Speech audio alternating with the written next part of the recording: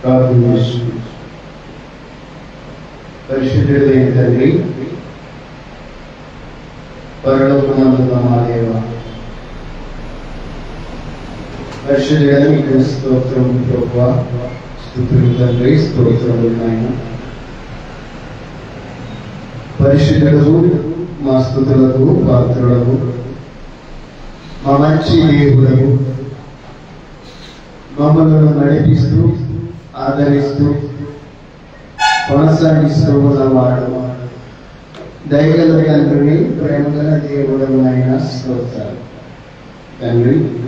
ఇది నా ఆరాధన క్రమంలో మీ సన్నిధికి మేము వస్తూ ఉన్నాం. మమ్మల్ని మీరు జ్ఞాపకం చేసుకోండి. ఇంతవరకు ఇది నా క్రమంలో ప్రార్థనలోను, కీర్తనల పాటలోను, వాక్య పఠన పరిచర్యలో మీరు మాతో ఉన్నారు. అందుకే మీకు స్తోత్రాలు. వాక్య పరిచర్యలోకి మేము వెళ్తూ ఉండగా మాతో ఉండండి. మీ మాటలు వినడానికి మేము సిద్ధపడుతూ ఉన్నాము. మమ్మల్ని జ్ఞాపకం చేసుకోండి. ఇది నా ఆత్మీయతలో మేమందరం పాలు పొందునట్లుగా సహాయం చేయండి తండ్రి. దయ చూపించి మీరే మైపోయిపోయారు. మా అందరికీ వినగలిగిన చెవులు, గ్రహింపు కలిగిన మనస్సు దయచేయండి. వాక్యానుసారమైన క్రమంలో మేము నడుస్తూ అనేకులను నడిపించినట్లుగా మా హృదయాల్లో ఈ వాక్యం నింపుకొని నెమరు వేసుకుంటూ ముందుకు కొనసాగే ధన్యతని మాకు కలిగించమని ముందున్న కార్యక్రమాన్ని మమ్మలను మీ చేతికి సమర్పించడం యేసుక్రీస్తు నామములో ప్రార్థిస్తున్నాం మా పరమ తండ్రి. ఆమేన్.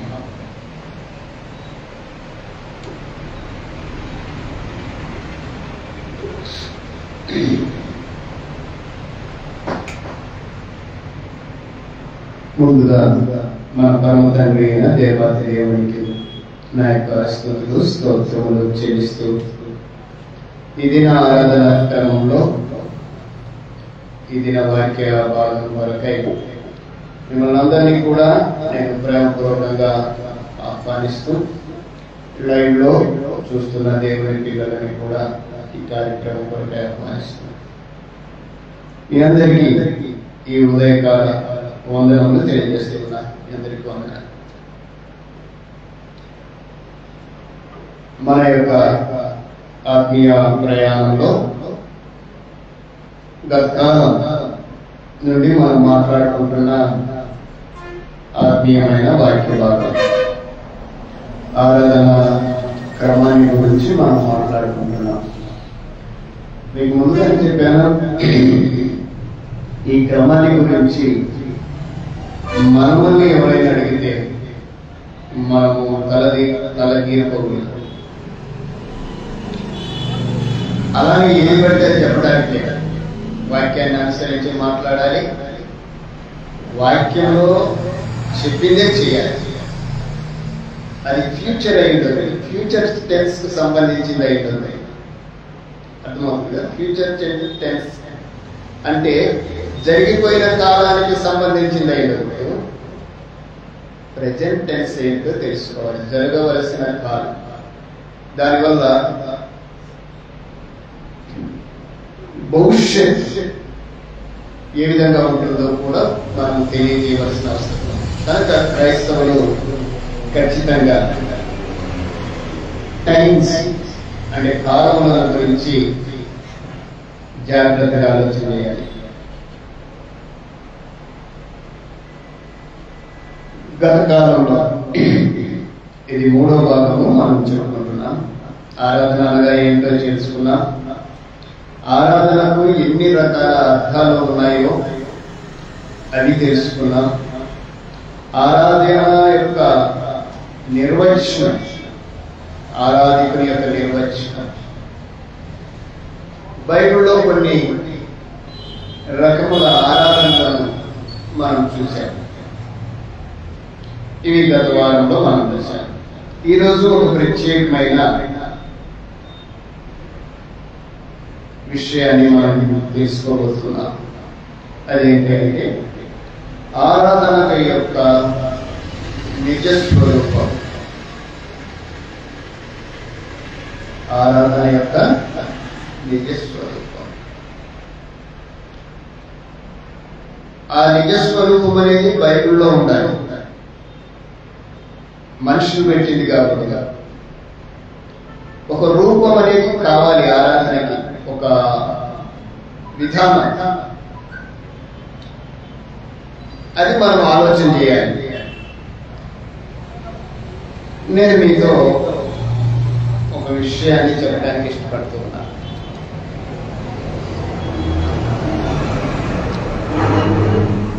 గతంలో మీకు ఇది మీ దగ్గర ఉన్న సంఘం యొక్క నిజస్వరూపం. ఇది సంఘము యొక్క నిజస్వరూపం. ఒక సంఘము అది పరిపూర్ణమైనదని, ఆరోగ్యకరమైనదని పిలువబడాలి అంటే దాని యొక్క నిజస్వరూపము బైబిల్లో మనం చూశాము, దాన్ని మనం తెలుసుకున్నాం. దీన్నే సంఘ ఆరోగ్య వలయము అని కూడా చెప్పుకున్నాం. ఇది సంఘం యొక్క నిజస్వరూపం. ఇది సంఘం యొక్క నిజస్వరూపం. మరి ఆరాధన యొక్క నిజస్వరూపం కూడా ఉండాలి కదా. ప్రతిదానికి ఒక క్రమము, పద్ధతి, విధానం ఉంటుంది కదా. ఏది లేకుండా ఏమీ ఉండదు. ఎక్స్పెషలీ ప్రత్యేకంగా దేవుడు చేసే ప్రతిదానికి ఒక క్రమం ఉంటుంది. మానవుని చేసేటప్పుడు కూడా ఒక క్రమంలో చేశాడు. మనల్ని క్రమంలో చేశాడా, ఎట్లా పడితే అట్లా చేశాడా? క్రమంలో ఉన్నాం కదా. ఎలా చెప్పగలం? మన మానవ దేహం యొక్క క్రమం చెప్పండి. మానవ దేహం యొక్క క్రమం ఏంటి?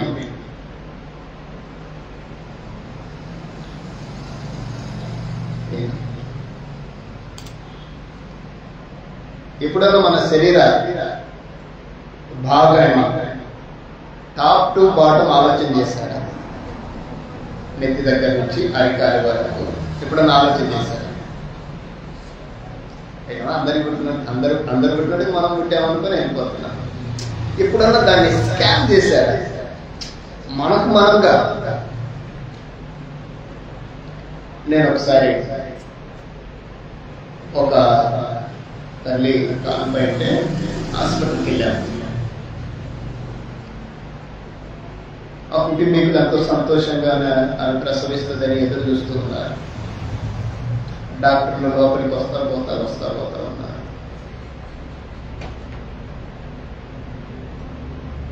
కాంపైనా ఒక్కసారిగా డాక్టర్లు షాక్ అయిపోయి బయటికి పరిగెత్తారు.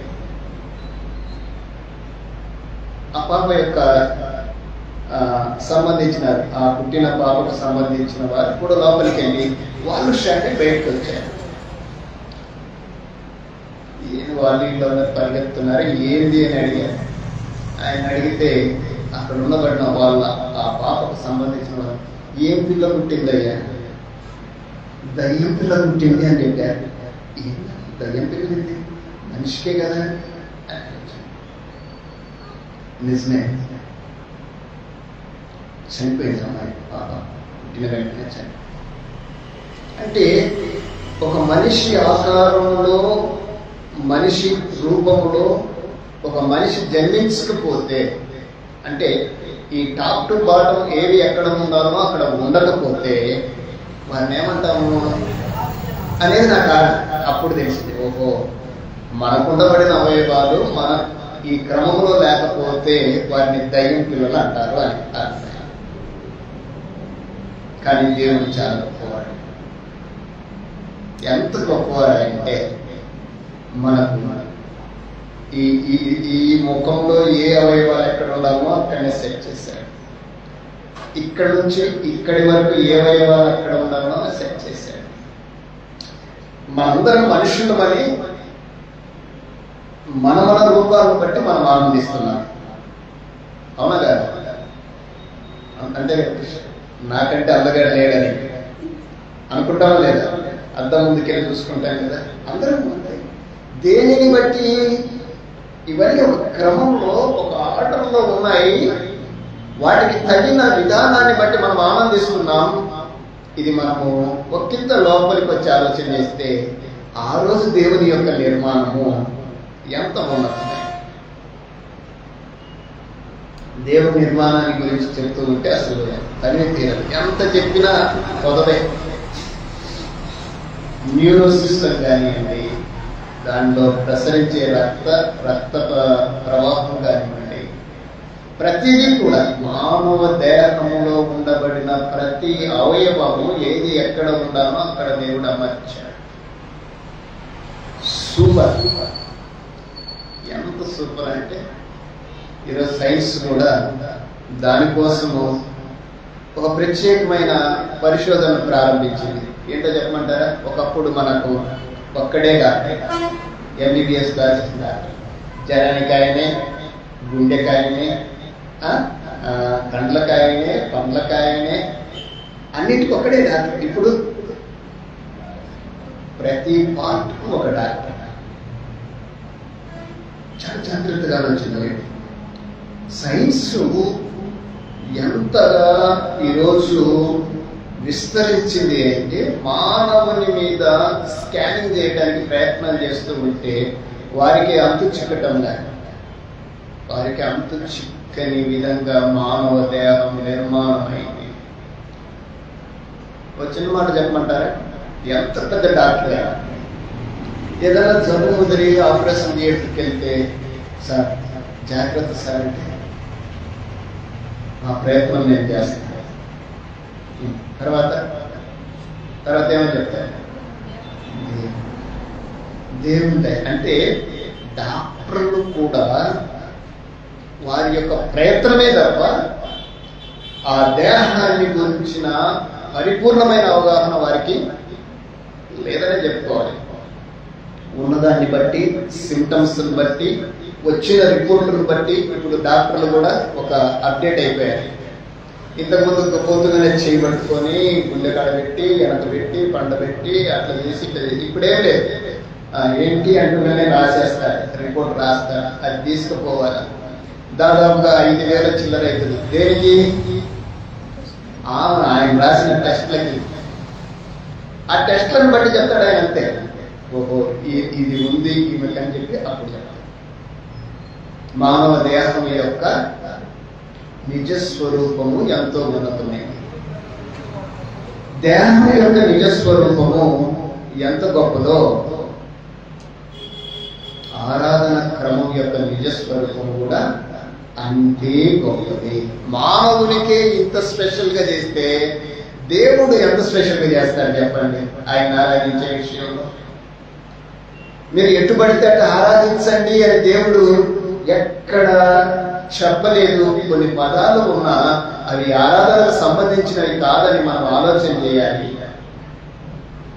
ఏంటి ఆరాధన యొక్క నిజస్వరూపం? నేను గత కాలంలో నేను చెప్పాను. ఇప్పుడు సంఘం యొక్క నిజస్వరూపం ముందుగా చూపించాను. ఇప్పుడు మానవ దేహం యొక్క నిజస్వరూపం, మానవ దేహం యొక్క స్వరూపాన్ని కూడా మీతో కొంచెం పంచుకున్నాను. ఇదిగో ఆరాధన యొక్క నిజస్వరూపం ఇది అని నేను చెప్తాను. ఇక్కడ చూడండి, ఇది ఆరాధన యొక్క నిజస్వరూపం. ఎప్పుడైనా దీని గురించి ఆలోచన చేశారా? ఈ కార్డు ఉందా మీ దగ్గర? లేదా? ఇచ్చాను తల్లి, అందరికి ఇచ్చాను. ప్రతి ఒక్కరికి ఇచ్చాను. ఇది లేని వాళ్ళు ఉండదు.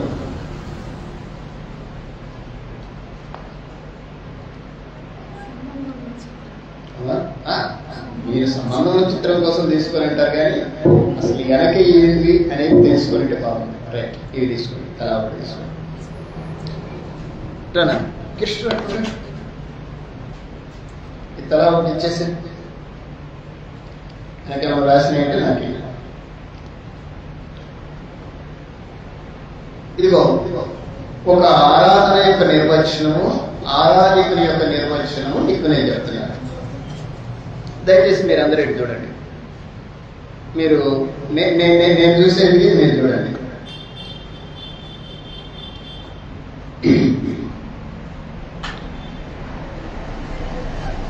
ఒక సంఘము, ఒక కుటుంబము, ఒక ఆత్మీయ స్థితిలో, ఒక ఆత్మీయంగా ఆ కుటుంబము, ఆ సంఘము ఎదగటానికి ఒక క్రమాన్ని దేవుడు ఉంచాడు. ఆ క్రమాన్ని ఇదిగో ఈ విధంగా కొంతమంది సహోదరులు దీన్ని ఇలా డిజైన్ చేశారు. గాస్పెల్ షేర్ మిషన్ వారు పెద్దలు జార్జ్ ఫంగర్ వారి కుమారుడు వేణ్ గారు ప్రపంచంలో ఎంతో వేగంగా విస్తరింప చేస్తూ ఉన్న 4 పొరముల శిష్యాభివృద్ధి శిక్షణ కార్యక్రమంలో ఈ విధానాన్ని వారు డిజైన్ చేశారు. ఎనికి పక్క ఏంటి అని అడగాలంటే తర్వాత చెప్తాను. ఆల్రెడీ ఒకసారి చెప్పాను. నేను మీకు ఒక ఫోటో చూపిస్తున్నాను. సంఘాన్ని గురించి ఒక ఫోటో చూపించాను. సంఘము అంటే ఎలా ఉంటుందో, సంఘము యొక్క ఆరోగ్యకరమైన సంఘము ఏం కలిగి ఉంటుందో అది మీకు ఫోటో చూపించాను. మానవుని గురించిన ఫోటో మీకు అక్కడ వేయాల్సింది, అదే గతంలో వేసి ఉంచేవని అది మీకు చెప్పాను. ఇప్పుడు ఆరాధన గురించిన ఫోటో మీ ముందు ఉంచుతున్నాను. దీంట్లో 3 ప్రాముఖ్యమైన విధానాలు ఉన్నాయి. ఒకటి కూడుకొనుట, రెండవది పెంచుట, మూడవది పంపుట. ఇది సంఘము కలిగి ఉండాలి. సంఘం దీని కొరకు సిద్ధపడాలి. రైట్, ఈ విషయాలని నేను చెప్పడానికి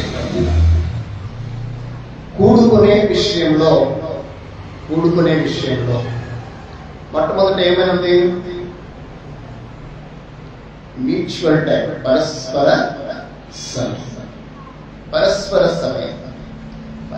సమయం అంటే ఏంటి? Mutual time. ఏంటి మ్యూచువల్ టైం? దేవుని ఆరాధించడానికి వచ్చే దేవుని పిల్లలు ఒకరినొకరు పలకరించుకోవడం. ఎప్పుడు పలకరించుకోవాలి చెప్పండి? ఎప్పుడు పలకరించుకోవాలి? దేవుని పిల్లలు ఆరాధించడానికి దేవుని సంఘానికి వస్తారు కదా, ఎప్పుడు పలకరించుకోవాలి? పలకరించుకోవాలో వద్దా? దేవుని సన్నిధికి వచ్చే వాళ్ళు ఒకరినొకరు విష్ చేసుకోవాలో వద్దా? ఒకరినొకరు మాట్లాడుకోవాలో వద్దా? మాట్లాడుకోవాలో వద్దా? అలా అందరూ ఒప్పుకుంటారా? అలా దానికి ఇష్టపడతారు ఎప్పుడన్నా? ఒకవేళ ఆరాధన అయిపోయినాక విష్ చేసుకుందామంటే అసలు మనకు టైం తొందరగా ఇంటికి వెళ్ళాలని ఉంటారు కదా. పరస్పర సమయము దేవుని పిల్లలకి ఎంతో ఉన్నతమైనది. ఏంటి ఈ పరస్పర సమయము? ఏంటంటే మనలో గత వారంలో బాధ కానీ, కోపం కానీ, లేక సంతోషం కానీ, ఏదైనా ప్రేరణ కానీ, లేకుంటే ఏదైనా భయం, ఇవి గత కాలంలో మన మీద మనల్ని కలిగి ఉంటే వాటిని దాదాపుగా మనము ఎవరికైనా చెబితే బాగుంది అనుకుంటాం. ఇవన్నీ దేవునితో మాట్లాడుకుంటాము, ఇవన్నీ దేవునితోనే మాట్లాడతాం. కానీ ఒకరితో ఒకరము మన యొక్క స్థితిని పంచుకోగలిగితే బాగుంటాం. అవునంటారా? ఇది ఎప్పుడు పంచుకోవాలి అంటే ఆరాధన కంటే ఒక 5 నిమిషాలు 10 నిమిషాల ముందుగా వస్తే మనం ఒకరినొకరు కూర్చొని అమ్మ ఎలా ఉన్నారు, గత వారకాల పరిస్థితులు ఏంటి, మీకు ఏదైనా సంతోషం ఉందా, బాధ ఉందా, మీ ప్రేరణ ఏంటి, లేకుంటే ఏదైనా సమస్య ఉందా, ఆరోగ్యపరంగా కానీ కుటుంబ పరంగా కానీ, ఇలా మాట్లాడుకునే ఒక విధానం ఉంది. ఇది ఖచ్చితంగా మనము కూడుకునేటప్పుడు జరగవలసిన కార్యక్రమం. ఇది ఖచ్చితంగా జరగాలి. జరిగితే దానివల్ల మనము ఒకంత ధైర్యంగా ముందుకు నడుస్తాం. తర్వాత కూడుకున్న తర్వాత మ్యూచువల్ టైం అయిపోయింది. మనకు తెలిసిపోయింది ఒకరి గురించి ఒకరు ఏమేమి కలిగి ఉన్నామో, ఒకరి ద్వారా ఒకరు ఏమేమి పంచుకున్నామో అది మనకు తెలుసుకుంటాం. ఇప్పుడు ఆరాధనలోకి వెళ్తాం. ఇప్పుడు ఆరాధనలోకి వెళ్ళేటప్పుడు ఏముంటాయి? ఆరాధనలో ఏముంటాయి మీకు చూపించాను కదా. ఆరాధనలో ఏమేమి ఉంటాయో ఏముంటాయి చెప్పండి. ఇప్పుడు మనం ఆరాధనలో ఏమేమి చేస్తున్నామో చెప్పండి. పాటలో వాక్యము, ప్రభురాత్రి భోజనము, కానుకలు, ప్రార్థన, అంతే కదా. అదే అయ్యే ఉంటాయి, అంతకు మించి ఏమి లేవు కూడా. ఆరాధనలో ఏముంటాయి? ఆరాధన యొక్క నిజస్వరూపం ఏంటి అంటే అపోస్తల కార్యములు 2వ అధ్యాయం, అపోస్తల కార్యములు 2వ అధ్యాయం 42వ వచనం. అపోస్తల కార్యములు 2వ అధ్యాయం 42వ వచనం. వీరు అపోస్తలుల బోధ యందును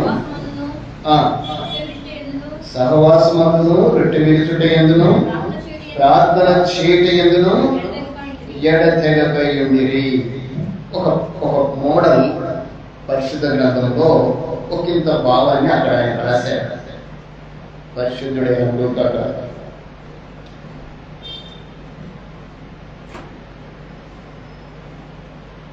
ఇక్కడ ఎన్ని ఉన్నాయంటే మనం ఆలోచన చేయాల్సిన ఏమున్నాయి? అపోస్తలుల బోధ ఏంటంటే మొట్టమొదటిది ఆరాధనలో ప్రాముఖ్యమైనది ఏంటంట? అపోస్తలుల బోధ. బోధ ఏమై ఉండాలి? ఎవరిదై ఉండాలి?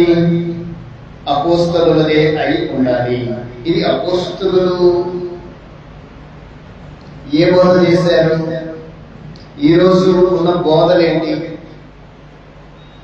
అపోస్తలులు ఏ బోధ చేశారు? ఈ రోజు బోధలేంటి?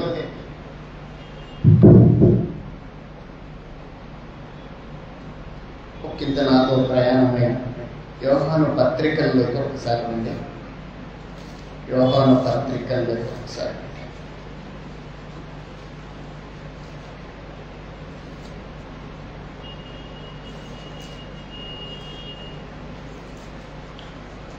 రెండవ పత్రిక. అపోస్తలుల బోధ అంటే ఏంటో మీకు నేను చెప్తాను. 9వ వచనం, యోహాను రాసిన 2వ పత్రిక 9వ వచనం.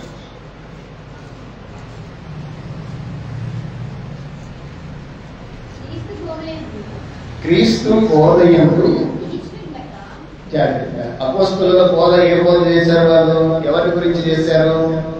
క్రీస్తుని గురించి చేశారు. క్రీస్తు బోధయందు నిలిచి ఉండక దానిని విడిచి ముందుకు నడుచు ప్రతివాడు దేవునిని అంగీకరింపని వాడు.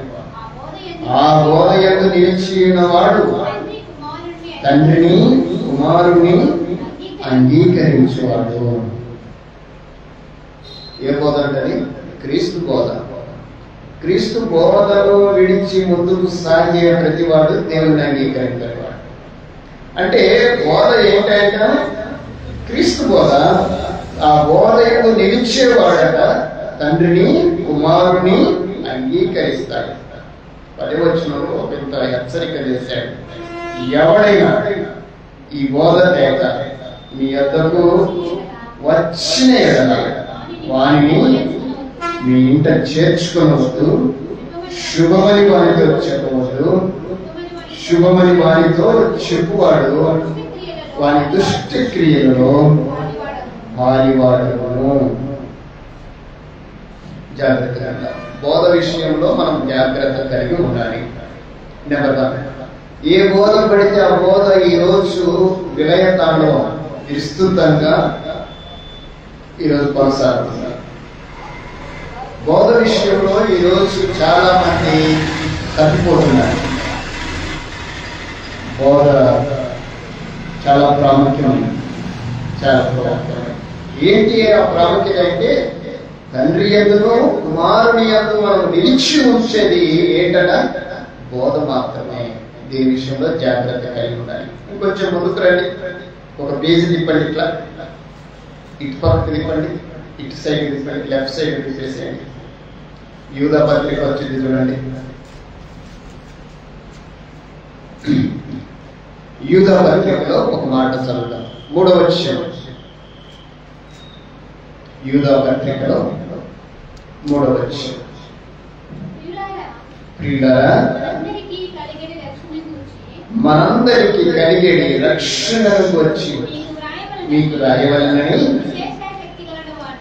విశేషాసక్తి గలవాడనై ప్రయత్నపడుచుండగా పరిశుద్ధులకు ఒక్కసారి అప్పగింపబడిన బోధ నిమిత్తము మీరు పోరాడవలెనని మిమ్మల్ని వేడుకొనుచు మీకు రాయవలసి వచ్చారు.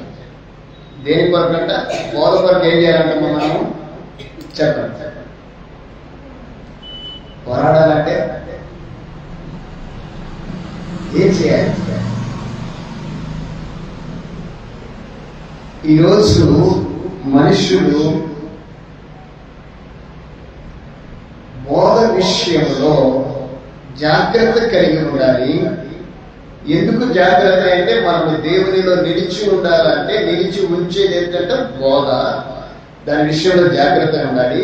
సెకండ్ వన్ ఏం చేయాలంట? పోరాడాలి. పోరాడటం అంటే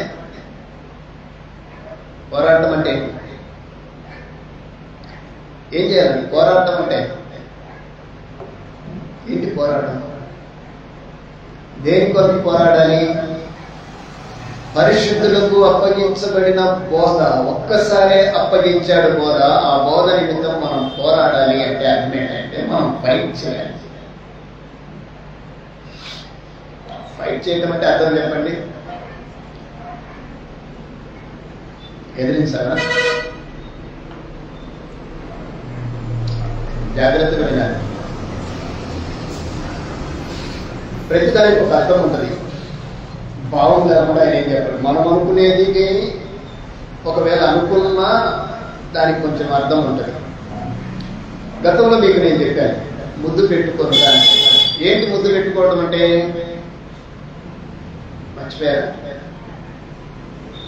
పవిత్రమైన ముద్దు పెట్టుకొని ఒకరికొకరు వందనములు చేసుకుంది. ముద్దు పెట్టుకుంటే అంటే ఏమని అర్థం చెప్పుకున్నాం మనము? మర్చిపోయాను. చెప్పానా లేదా? కొన్ని రకాల ముద్దుల గురించి చెప్తూ ఏంటి ముద్దు పెట్టుకోవడం అంటే? మనం అనుకునే ముద్దు. దాని గురించి బైబిల్ చెప్తుందా? మనం అదే అనుకుంటాం. అవునా కదా? బైబిల్లో ఏమని రాయబడిందంటే సరైన మాటలతో ప్రత్యుత్తరం ఇచ్చుట నోటితో ముద్దు పెట్టుకున్నట్లు ఉంటుంది. సామెతల గ్రంథం 27వ అధ్యాయంలో మాట్లాడుతాం. ఇలాగ పోరాడు అన్నాడంటే దాని కొరకు మనం ఏం చేయాలంటే మొదటిగా మనం జాగ్రత్త పడాలి. ఎందుకోసమంటే మనం దేవుల్లో నిలిచి ఉండాలి. నిలిచి ఉండే దానికోసం మనం పోరాడాలి. అంటే మనకు అనుకూలం కానిది ఏదైనా మన దగ్గరికి వచ్చినప్పుడు దాన్ని మనం వెంటనే అవాయిడ్ చేయాలి. ఫస్ట్ ఆఫ్ ఆల్ ఈరోజు చాలా మంది అది చేసుకోలేకపోతున్నారు. ఒక చిన్న సందర్భాన్ని మీతో నేను చెప్పమంటారా? ప్రారంభంలో అవ్వ దగ్గరికి దేవుడు చెప్పాల్సినంత చెప్పాడా లేదా? ఇద్దరికి చెప్పాడా లేదా? చెప్పాడు. చెప్పిన తర్వాత వాళ్ళ మద్దరికి ఎవరు వచ్చారు? ఏం చెప్పాడు? చాలా జాగ్రత్తగా వినండి. వాడు ఏదో చెప్పాడు, అది ఆమె నమ్మింది. ఫలితం దేవునికి దూరం అయిపోయింది. అప్పటి వరకు దేవునిలో నిలిచి ఉన్న ఆ ఆది దంపతులు దేవుడు చెప్పిన మాటలని, ఆ బోధని ఒకంత పక్కన పెట్టేశారు. ఏదైతే దేవుడు చెయ్యొద్దన్నాడో అది చేశారు. అది చేయడానికి గల కారణం ఏంటి?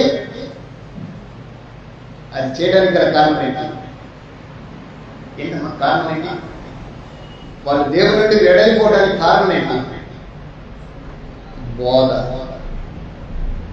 సాతాను యొక్క బోధ ఎలా ఉంటుంది అంటే మనతో చేపిస్తుంది.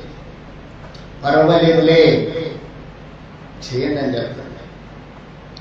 కొన్నిసార్లు మన మనస్సు దానికే ఓటేస్తుంది. ఏదైతే దేవుడు వద్దంటాడో సాతాను చెప్పేది మనకు మంచిదిగా ఉంటుంది. అంటే ఈ లోకము మనల్ని దేవుని దగ్గర నుండి నిలవబడకుండా చేయగలిగినది ఒకే ఒక ఆయుధం ఏంటంటే బోధ. మీకు తెలుసో తెలియదో, మీకు తెలుసో తెలియదని నేను చెప్పను, కానీ ఒక చిన్న వచనాన్ని మీతో నేను చూపిస్తాను. యోహాను పత్రికలోని మొదటి పత్రిక 4వ అధ్యాయం. మొదటిగా మన గురించి మనం జాగ్రత్త పడాలి. దేని విషయంలో? బోధ విషయంలో. రెండవదిగా పోరాడాలి. ఇంకొక విషయాన్ని మీకు నేను చెప్తాను. మొదటి యోహాను పత్రిక 4వ అధ్యాయం చదువుతారా? ప్రియులారా, అనేకమైన అబద్ధ ప్రవక్తలు లోకంలోనికి బయలువెళ్ళి ఉన్నారు కనుక ప్రతి ఆత్మను నమ్మక ఆయా ఆత్మలు దేవుని సంబంధమైనవో కావో పరీక్షించండి. ఏం చేయాలంట మనము? మరొకటేంటమ్మా? ఏం చేయాలి? పరీక్షించాలి. దేని పరీక్షించాలి? మన దగ్గరికి వచ్చే బోధ అది ఆరోగ్యకరమైందా, అపవాది బోధ అనేది ఆలోచించాలి. అపవాది ఎలా చెప్తాడు చెప్పండి? అపవాది యేసు ప్రభు దగ్గరికి వచ్చాడా లేదా? యేసు ప్రభు దగ్గరికి వచ్చి యేసు ప్రభుతో మాట్లాడాడు. ఏమన్నా తెలుసా? నీవు దేవుని కుమారుడు అయితే ఈ రాత్రులు రొట్టెలుగా చేయండి. ఇదిగో ఈ లోక రాజ్యాలని నీకు ఇచ్చేస్తాను, నాకు మొక్కు అన్నాడు. నువ్వు దేవుని కుమారుడు కిందికి దూకు అన్నా. అది దేవుడు చేయలేడా? ప్రభు చేయలేడా? ఏ పరిస్థితులలో కూడా మీరు ఆ వాక్య భాగాన్ని చదివితే అతనికి వాక్యంతోనే సమాధానం చెప్పాడే కానీ అతని వాక్యానికి, అతని మాటకి ప్రభువు లోబడలేడు. ఇప్పుడు కూడా ఇక్కడ చెప్పబడిన మాట ఏంటంటే అనేకులైన అబద్ధ ప్రవక్తలు లోకంలోనికి బయలువెళ్ళారు. బయలువెళ్ళి ఏం చేస్తున్నారు? బోధన చేస్తున్నారు. ఆ బోధనను బట్టి మీరేం చేయాలంటే అది దేవుని సంబంధమైనవో కావో తెలుసుకోండి. దేవుని సంబంధి అయిన వాడు దేవుని మాటలు పలుకుతాడు. దేవుని సంబంధి కాని వాడు తన స్వప్రయోజనాన్ని చూసుకుంటాడు. ఈరోజు స్వప్రయోజనము చూసుకునే బోధలు వచ్చాయి. అవునంటారా కాదంటారా? ఇంకొక వచనాన్ని నేను ముందుకు నడుస్తాను. పేతురు రాసిన 2వ పత్రిక 2వ అధ్యాయం. పేతురు రాసిన 2వ పత్రిక 2వ అధ్యాయం చదువుతారా? మరియు అబద్ధ ప్రవక్తలు ప్రజలలో ఉండి అటువలనే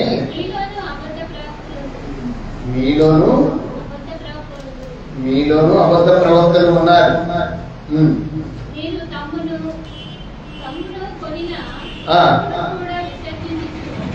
తమను కొనిన క్రీస్తును కూడా విసర్జించుచు తమకు తామే శీఘ్రముగా నాశనము కలుగో చేసుకోవచ్చు. నాశనకరమగు భిన్న అభిప్రాయములను రహస్యముగా బోధించుచున్నారు. ఎవరంటమ్మా? ఎవరు రహస్యంగా బోధించేది? బోధ రహస్యంగా చేసేదా, పబ్లిక్ గా చేసేదా? ఏమా? బోధ రహస్యంగా చేసేదా, పబ్లిక్ గా చేసేదా? మాట్లాడండి. ఇందులో మనం లైవ్ చేస్తున్న దాంట్లో కొన్ని ఆప్షన్స్ ఉంటాయి. అంటే ఫ్రెండ్స్, పబ్లిక్ అండ్ సెల్ఫ్ ఉంటాయి కదా. మనము దాన్ని బయటికి పంపించాలంటే ఎవరికి పంపిస్తున్నాము అనేది ఆప్షన్ అవుతుంది. పబ్లిక్ అనే దాని మీద యూనివర్సల్ ముద్ర వచ్చింటుంది. యూనివర్సల్ అంటే గుండ్రాలుగా ప్రపంచపటం వచ్చింది. అవునా? ఫ్రెండ్స్ అంటే 2-3 తలకాయలు వచ్చినాయి. పర్సనల్ అంటే నీ వరకే అనే ఒక విధానం.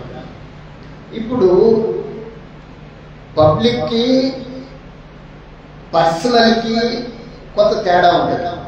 కొంతమంది బోధకులు ఏం చేస్తారంటే అబద్ధ బోధకులు అన్నారు, అబద్ధ ప్రవక్తలు అన్నారు.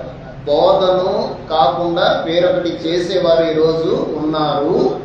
కనుక ఆ కారణాన్ని బట్టి ఏం జరుగుతుంది మీకు విషయాలు తెలియజేయడానికి గల కారణం ఏంటంటే ఇట్టి విధానాలు కలిగిన వారిని బట్టి ఆరాధన క్రమం యొక్క నిజస్వరూపము మారిపోయింది. మారిపోయిందంటారా లేదంటారా? నేను ఒకరోజు ఒక మీటింగ్కి వెళ్ళాను, బాగా చెప్పాను, మళ్ళా చెప్పాను. అది ఒక స్వార్థ కూడిక. ఆ కూడికలో చాలాసేపు పాటలు పాడా, అయిపోయింది. ఇక మెసేజ్ చెప్పాలి. మెసేజ్ చెప్పే ముందు అందరు లేచి నిలబడండి అన్నారు. మెసేజ్ చెప్పే ముందు అందరు లేచి నిలబడి అన్నారు. ఇప్పుడు అందరం కలిసి ఆరాధన చేద్దామన్నారు. ఏం చేయాలంటే ఆరాధన. మీరు 2 చేతులు పైకి ఎత్తండి అన్నారు. దాదాపు నా చేతులు వేయండి అంటే అందరైతే ఆయన ఏం చెప్తే చేయాలి కదా. అవునా కదా? వాస్తవంగా మనం చూడండి, మనకు తెలియకుండానే చేసేస్తాం. మనకు తెలియదు కానీ చేయకూడదు, కానీ చేసేస్తాం.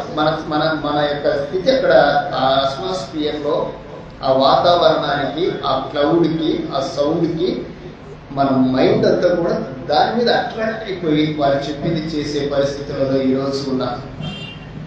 చేతులు ఎత్తండి. దాదాపు అర్ధగంట సేపు ఆరాధన చేశాడు. ఒకే పాట పాడాడు, 5 నిమిషాల పాట, అర్ధగంట సేపు పాడాడు.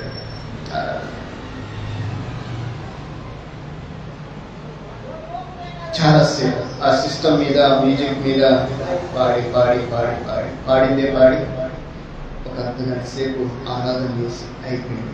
అమ్మయ్య, ఆ పుట్టేవాడు కూడా అమ్మయ్య అయిపించాడు దేవుడా అనుకొని సైలెంట్ అయిపోయింది. వారికి ఏం చెప్పారు, దిగిపోయింది అందరు. నడిపించిన ఆయన దగ్గరికి నేను వెళ్ళాను. ఆరాధన చేయించాడు అందరితో. అర్ధగంట ఆయన దగ్గరికి వెళ్ళాను. బ్రదర్, ఆరాధన అంటే ఏంటి మీ మాటలో చెప్పండి అని అడిగాను. దాని యొక్క రూపం ఏంటి అని అడిగితే ఆయన అన్నాడు, దేవుని స్తుతించటమే అన్నాడు.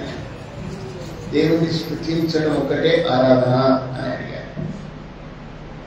అంతే. అంటే దానికి ఒక క్రమం ఉంటుందా, లేకుంటే ఎట్లయినా చేయొచ్చు అని అడిగారు. క్రమం ఉంటుంది. మరి మీరు చేసింది క్రమమా అక్రమమా అని అడిగారు. అలా చేయకపోతే వాళ్ళందరూ నిద్రపోతుంటారండి. ఏం పోతుంటారు? నిద్రపోతుంటారు. అందుకు వాళ్ళు లేపడానికి చేశాం. అంటే ఆరాధన దేనికోసం చేశారు? దేనికోసం చేశాడు? నేను అడిగాను. ఒకవేళ మీరు లేపాలనుకుంటే గట్టిగా మైక్లో అరిస్తే లేరా? ఏదో చేసి ఏదో చేయించామనే భ్రమలో మనుషులని మద్దతు పెట్టకండి. ఇది కరెక్ట్ కాదు. అప్పటి నుంచి నన్ను నిలవడం కదా. ఒక ఆరాధనకు నిజస్వరూపము గిన మనం తెలుసుకోకపోతే మనము నిలబడలేము. ఎందుకు తెలిసిన? మనము నిలబడినామంటే ఒకటికి భయం. ఎవడు వాడు? వాడు మనల్ని నిలబడకుండా చేయడానికి చేయగలిగిన ప్రయత్నాలు లేవు. ఏమైనా చేయడానికి వాడు సాహసిస్తాడు. ఆ రోజు ఆదాము వల్ల దేవుని నుండి దూరం అయిపోవడానికి కారణం వాడు కాదంటారా?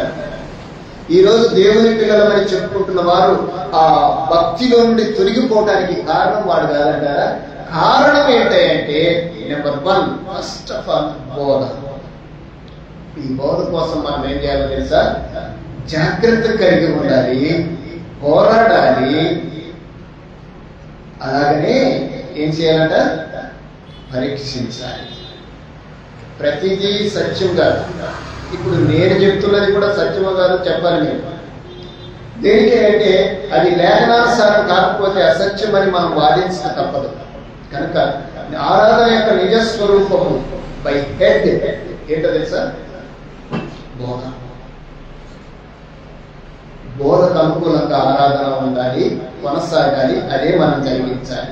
ఆరాధనకు శిరస్సు ఏంటి అడిగిన మనం ఎవరైనా అడిగితే ఏంటో తెలుసా? బోధ. బోధకు అనుకూలంగా బోధానుసారంగా బోధ క్రమంలో జరగాల్సిందే ఆరాధన. అంటే ఈ శిరస్సు చెప్పేదే ఈ చేయి చేస్తుంది. అవునా కాదు?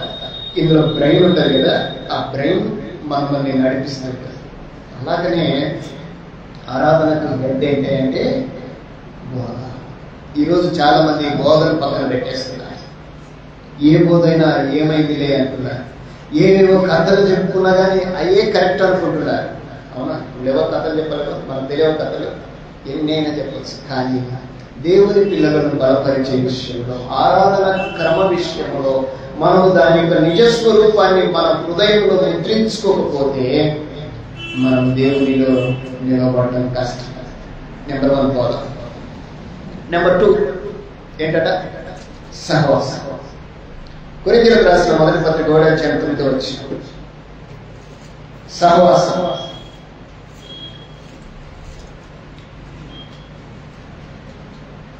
ఇది చాలా ప్రాముఖ్యమైనది.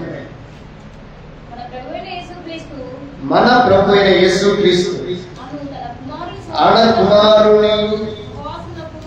కుమారుని సహవాసములకు మిమ్మును పిలిచిన దేవుడు. ఏ సహవాసం అంటమా? మీదే సహవాసం అంటే ఏదని చెప్తారు? ఎవరి సహవాసానికి మనం పిలువబడ్డాము? ఆరాధన యొక్క నిజ స్వరూపం. మొదటిది బోధ అయితే, రెండవది సహవాసం. నేను చెప్పాను మీకు హెడ్ కదా, హెడ్ ఏంటట? బోధ. ఇప్పుడు సహవాసానికి ఏం పెడదాం చెప్పండి? సహవాసానికి ఏంటట? హెడ్. నెక్స్ట్ వచ్చేసి ఈ సహవాసానికి ఒక చిన్న పేరు పెడతాను. నేను సాహసం చేస్తున్నాను. ఈ సహవాసమే గుండె లాంటిది. సహవాసం. బోధ శిరస్సు అయితే సహవాసము గుండె. ఈ గుండె నిమిషానికి ఇంత సమయానికి కొట్టుకోవాలని ఒక క్రమం ఉంటుంది. అయితే ఆ క్రమము మించిన ఇబ్బందే, తగ్గిన 70 నుండి 80 సార్లు కొట్టుకోవాలి. ఒక్కొక్కసారి మన గుండె 100 కంటే ఖర్చు కొట్టుకుంటుంది. కొట్టుకోదా? మెడికల్లో ఉన్న వాళ్ళకి తెలుస్తుంది ఆ విషయం. మనం కూడా తెలుసుకోవాలి. కొన్ని సహవాసము, ఏ సహవాసము అనేది మీకు నేను చాలా జాగ్రత్తగా క్లియర్గా మీ ముందు ఉంచడానికి ప్రయత్నం చేస్తున్నాను. ఏ సహవాసం అంట? ప్రభువు దేవుడు మనల్ని పిలిచిన సహవాసం ఏంటి? ఏ సహవాసంలో పిలిచాడు?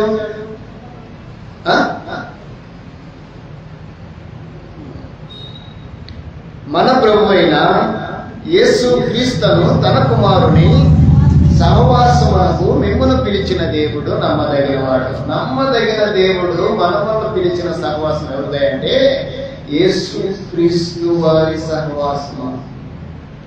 మీరు ఏ సహవాసం అంటే తక్కువ చెప్పాల్సింది ఏంటో తెలుసా? మేము యేసుక్రీస్తు సహవాసం. నేను క్రీస్తు సహవాసం. మా సహవాసము క్రీస్తు. ఈరోజు మీరు వెళ్ళి ఎవరైనా అడగండి, మీ సహవాసం ఏంటి అని అడిగితే చెప్తారా? ఏం చెప్తారు? మనల్ని అడిగితే మనం ధైర్యంగా చెప్తాం మేము క్రీస్తు సహవాసం అని. వాళ్ళు అడిగితే ఏం చెప్తారు తెలుసా? మేము బ్యాప్టిస్ట్ సహవాసం అండి, మేము క్యాథలిక్ సహవాసం అండి, మేము బ్రదరల్ సహవాసం అండి, మేము దేవదాసయ్య సహవాసం అండి, మేము భక్త సింగ్ గారి సహవాసం. అంటే ఏం చెప్తున్నారు? అసలు వాళ్ళు ఏం ఆలోచన చేస్తున్నారు? చెప్పకనే చెప్తున్నారు మేము క్రీస్తు సహవాసం కాదని చెప్తున్నారా? ఎక్కడైనా ఏదైనా మెలిక ఉంటుంది కదా, ఉంటుందా? అలా చెప్పించడానికి ఎవరున్నారు? కారణం ఎవరు చెప్పండి? ఆ అవసరం ఎవరికి? క్రీస్తు సహవాసము కాదు అని చెప్పించాల్సిన అవసరం ఎవరికి? ఈరోజు చాలా మంది మేము భక్తి కలిగిన వారిని చెప్పుకుంటున్నారు, మేము ప్రభువును ఆరాధిస్తున్నామని చెప్పుకుంటున్నారు. కానీ ఒక చిన్న ప్రశ్న ఒక చిన్న పిల్లవాడు అడిగినా దానికి సమాధానం చెప్పలేకపోతున్నాం. ఏమనే తెలుసా? మేము క్రీస్తు సహవాసము అని చెప్పలేని పరిస్థితి. ఎంత దిగజారిపోయారు మీరు క్రైస్తవులు. వాక్యాన్ని ఆలోచిస్తున్నామా లేదంటే వాక్యమే చేస్తుందంతా పరిశుద్ధమే, కానీ నీ హార్ట్ బీట్ తెలుసా? మన గుండె ఏమైతే చెప్తుందో అది చేస్తాం. హృదయంలో నుండి వచ్చినదే బాగా చెప్పండి. బైబిల్లో మాట రాయబడింది. నేను మీకు హృదయము అని చెప్పడానికి సాహసించడానికి గల కారణం ఏంటంటే లోపలి నుండి వచ్చినదే మాట్లాడుతుందట. నీ హృదయంలో ఏమైతే ఉందో అది బయటకు వస్తుంది. అర్థమవుతుందా? కుండలో ఏముంటే అది గరిటెలోకి వస్తుంది, గరిటెలోనిది పళ్ళెంలోకి వస్తుంది. అలానే మన హృదయంలో ఏముందో అదే బయటకు వస్తుంది. నువ్వు నిజంగా క్రీస్తుని కలిగి ఉన్నా ఆ క్రీస్తు పేరు ఈరోజు మనం చెప్పుకోలేని పరిస్థితిలో ఉన్నాం. కారణం ఏంటంటే ఆరాధన యొక్క నిజస్వరూపంలో మనం ఎవరిని పక్కన పెడుతున్నాం? ఏమా ఇంకొక మాట కూడా నిజమే చెప్తాను. మీ సంఘం పేరు ఏది అని అడగండి, ఏం చెప్తారు? ఎన్ని పేర్లు ఈరోజు పుట్టుకొడుగులాగా వస్తూనే ఉన్నాయి. ఆయన కట్టిన సంఘము, ఆయన సంపాదించిన సంఘము, ఆయన ప్రాణం పెట్టి తన ఎదుట నిలవబెట్టుకొని దాన్ని ప్రధానం చేసుకున్న ఆ సంఘానికి ఆ పేరు పెట్టాల్సింది పోయి ఈరోజు ఎన్ని పేర్లు? ఒప్పుకుంటామా? ఈ పేరు పెట్టండి అయ్యా అంటే ఒప్పుకుంటారు. మా మా మా భక్త్ సింగ్ గారు చెప్పలేదండి అంటారు, మా జాన్ స్మిత్ గారు చెప్పలేదండి, మా దేవదాసయ్య గారు చెప్పలేదంటే అవునా? మా సహోదరులు కొందరు అలా చెప్పలేదండి అని చెప్పి సేవకులు లేరంటారా ఈరోజు? అలాంటి విశ్వాసాన్ని తయారు చేయాలి ఈరోజు విశ్వాస సహవాసం సమాజము, దేవుని యొక్క సమాజం అంతా ఏమైపోయిందంటే ప్రభువుని పక్కన పెట్టేసి తెచ్చుకొచ్చేసారు. మళ్ళీ వారు క్రీస్తు గురించి సువార్త చేస్తారు. నిజ స్వరూపం ఒక ఫోటో, ఒక ఫ్రేమ్ ఎలా ఉండాలో దేవుడు చెప్పాడు. బోధ ఎందును సహవాసం. సెకండ్ వన్ నేను ఎక్కువ వచ్చినానున్నాయి, వాటిని మీతో చెప్పడం లేదు. మరొకటి ఏంటంటే రొట్టె విరుచుటారు. చాలా జాగ్రత్తగా ఈ విషయాన్ని మనం పరిశీలనాత్మకంగా చేయాలి. అపోస్తలుడు ఆదిమ సంఘము ఇది ప్రతి ఆదివారంలో చేసిందని గ్రంథములో చరిత్ర చెప్తుంది. ఈ రోజు ఈ విధానాన్ని ఈ రోజు కలిగి ఉన్న సంఘాలు సహవాసం చేయడం. ఈ దేహానికి ఆహారం కావాలి కదా. ఈరోజు ఈ దేహ విషయంలో ఆత్మీయ స్థితిలో దీన్ని బలపరచవలసిన ఒక ఉన్నతమైన కార్యక్రమం ఏదైనా ఉందంటే అదేంటంటే మీరందరూ నాకు తెలిసి దాదాపుగా నేను ప్రభురాత్రి భోజన తీసుకునే టైంలో దాదాపుగా ఫాస్టింగ్ ఉంటాను. ఫాస్టింగ్ అని చెప్పకూడదు, నేను చెప్తున్నాను, కారణం మీకు తెలియాలి కాబట్టి. అలా ఉండి చేస్తే మంచిది. కొంచెం ఒక పూట ఆ కార్యక్రమం చేసేంత వరకు ఒక్కింత మనం కంట్రోల్ చేసుకోగలిగితే ఒక్కింత ఆత్మీయతకు బలాన్ని ఇచ్చేవారిని అవుతామేమో నాకు తెలుసు. నేను అలా చేస్తాను, నేను అలాగనే చేస్తాను, అలా చేయించడానికే ప్రయత్నం చేస్తాను. ఒకరోజు ఇది చేసేది, వారానికి ఒకరోజు చేయాలి. ఆ ఒక రోజులో ఒక డేలో మనం ఎట్లా పగులే తీసుకుంటాం కనుక ఆ టైంలో చేస్తే మంచిది. అలా ఉంటే మంచిది. మీరు తినొద్దని నేను చెప్పడం లేదు, తినేవాళ్ళు తినండి, చేయగలిగిన వాళ్ళు చేయండి, దాంట్లో ఎలాంటి తప్పు లేదు. మళ్ళీ తిని చేస్తే తప్పేమో అని అని నేను చెప్పడం లేదు. తిని చేయొచ్చు, తినకుండా చేయవచ్చు. అది మన యొక్క శారీరక దృఢత్వాన్ని బట్టి ఉంటుంది కనుక దాని విషయంలో ఎలాంటి ఆక్షేపణలు లేవు. కానీ ఇది ఎప్పుడు చేయాలి అంటే వీళ్ళు ప్రతి ఆదివారం మనం దీన్ని చేయవలసి వస్తే ఖచ్చితంగా దీని కొరకు మనం సిద్ధపడాలి. సిద్ధపాటు లేకుండా మనం ఏమి చేయడానికి ఆరాధనకు మనం అందరము సిద్ధపడాలి. బోధ కొరకు సిద్ధపడాలి, సహవాసం కొరకు సిద్ధపడాలి, అలాగనే రొట్టె విరుచుటకు సిద్ధపడాలి. రొట్టెల గురించి ప్రభు వారే మనతో చాలా స్పష్టమైన సమాచారాన్ని దాదాపు ఒక అధ్యాయం అంతా రాశారు. తెలుసా తెలియదు మీకు? 2 అధ్యాయంలో యోహాను సువార్తలో ఈ మాటలు రాశారు. రొట్టె విరుచుట. కొన్ని సంఘాల్లో ఈ కార్యక్రమము కొన్ని కొన్ని చోట్ల ఈ కార్యక్రమము ఎత్తేసారు. నెలకు ఒకసారి, 3 నెలలకు ఒకసారి, 6 నెలలకు ఒకసారి, సంవత్సరానికి ఒకసారి, జనవరి 31st ఒకసారి, డిసెంబర్ 31st ఒకసారి చేసే సందర్భాలు లేకపోలేదు.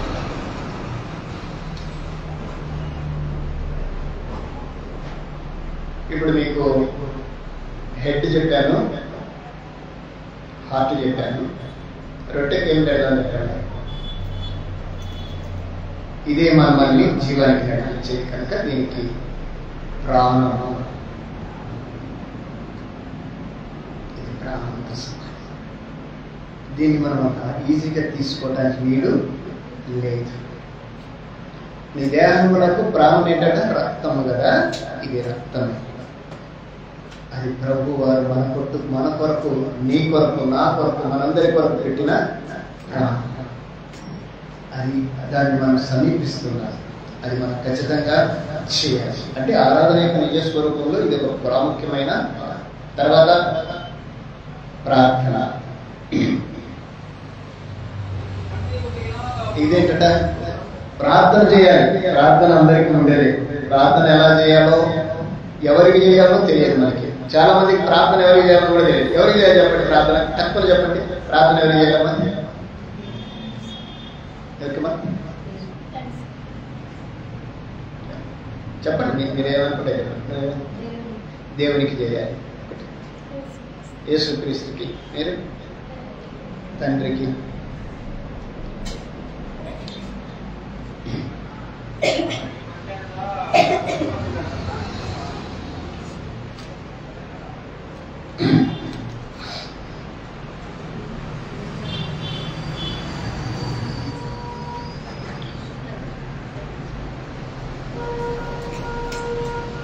నేను వాక్యం పెడతాను.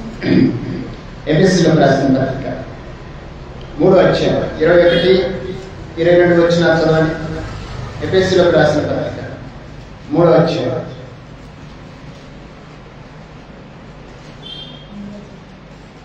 21.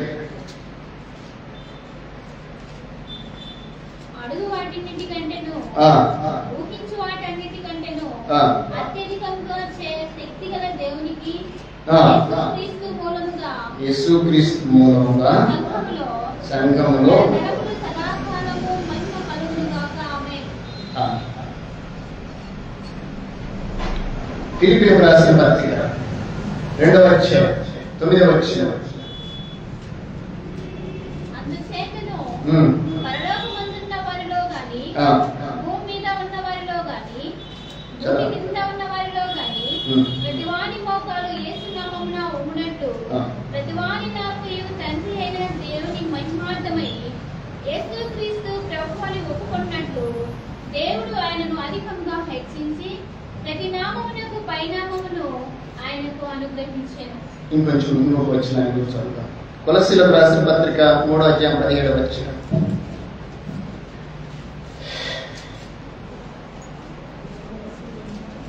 కొలస్సీయులకు రాసిన పత్రిక 3వ అధ్యాయం 17వ వచనం. మరియు మాట చేతనే గాని, క్రియ చేతనే గాని మీరేమి చేసినను యేసు ద్వారా తండ్రి అయిన దేవునికి కృతజ్ఞతాస్తుతులు చెల్లించుచు. ఈ 3 వచనాలు మీకు చదివించడానికి గల కారణం ఏంటంటే, మనము ప్రార్థన ఎవరికి చేయాలంటే దేవునికే చేయాలి. ఎవరు? మన తండ్రి అయిన దేవుడు. ఎవరి ద్వారా చేయాలి? ఎవరి నామంలో చేయాలి? యేసుక్రీస్తు నామంలో చేయాలి. మనకు తండ్రికి మధ్యవర్తి ఎవరై అంటే ఎవరమ్మా? యేసుక్రీస్తు ప్రభు. మనము చేసే విజ్ఞాపనాన్ని తీసుకెళ్లేవాడు ప్రభు. మనం చేసే మనవిని ఆయన సన్నిధానానికి తీసుకెళ్లేవాడు ప్రభు. అందుకే ఆయన నీకు నాకు మధ్యవర్తి. ఎవరికి? తండ్రికి. మన మధ్యవర్తి తండ్రి. కనుక మనము ప్రార్థన చేస్తే ఖచ్చితంగా దేవునికే చేయాలి. ఎలా చేయాలి? యేసుక్రీస్తు ద్వారానే చేయాలి. ఒక చిన్న మాట నేను మీకు చెప్తాను. ఇప్పుడు తహసీల్దార్కి మనం లెటర్ రాస్తామా రాయమా? రాస్తాం కదా. గౌరవనీయులైన బేస్తవారిపేట మండల తహసీల్దార్ గారికి. అవునా? ఎవరు రాస్తున్నారు?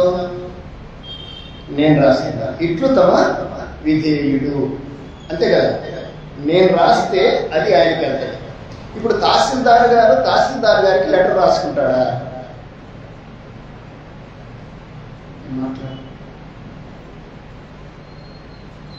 ఒక తహసీల్దార్ తనకు తాను లెటర్ రాసుకుంటాడా? ఈ ప్రార్థన విషయంలో కూడా మనం ఒకంత ఆలోచన చేయాలి. ఎందుకు ఈ విషయాన్ని చెప్తున్నానంటే, ఎందుకు ఈ విషయాన్ని చెప్తున్నానంటే, ప్రార్థన మనం తండ్రికే చేయాలి, యేసుక్రీస్తు నామములో చేయాలి. ఆయన మనకు మంచివాడు. మనం చేసే ప్రతి విజ్ఞాపనని మనం విని తండ్రికి చేరవేసేవాడు మన ప్రభువు. ఇది మన మైండ్లో ఉంచుకోవాలి. యేసుక్రీస్తుకు మనం చేస్తున్నాము అంటే చేయొద్దని నేను చెప్పడం లేదు. ఒకవేళ చేస్తూ ఉంటే ఒక్కసారి ఆలోచించు. మనం ఎక్కడికి వెళ్ళాలి? ఆయనకి కదా వెళ్ళాల్సింది. ఇప్పుడు ఆయనకి వెళ్ళాలి అంటే ఇప్పుడు ఈ మధ్యవర్తికి మనం చేస్తే, మధ్యవర్తి మనకి చెప్పడమే కాదు, కానీ మనం చేసేది ఒక క్రమం ఉండాలి. ఆ క్రమమే అది అప్లై అవుతుంది. ఇప్పుడు తహసీల్దార్ అని రాసి కింద తహసీల్దారే విధేయుడని రాస్తే తహసీల్దార్ దాన్ని స్వీకరిస్తాడా? ఏం చేస్తాడు? దాన్ని రిజెక్ట్ చేసేస్తాడు. నిజంగా ఈరోజు మన ప్రార్థన ఒకవేళ రిజెక్ట్ అవుతే కారణం మనమే. దాన్ని పూరించాల్సిన పద్ధతిలో పూరించకపోతే రిజెక్ట్ అయిపోతాం. కనుక ప్రార్థన చేయాలి. తర్వాత పాటలు, గతంలో మీకు నేను చెప్పాను. కానుకల గురించి మీకు ప్రత్యేకంగా చెప్పాల్సిన పని లేదు. ధర్మశాస్త్రము దశం భాగం అండి, కానీ నూతన నిబంధన శ్రేష్టమైన దశం భాగం గొప్పదా, శ్రేష్టమైనది గొప్పదా?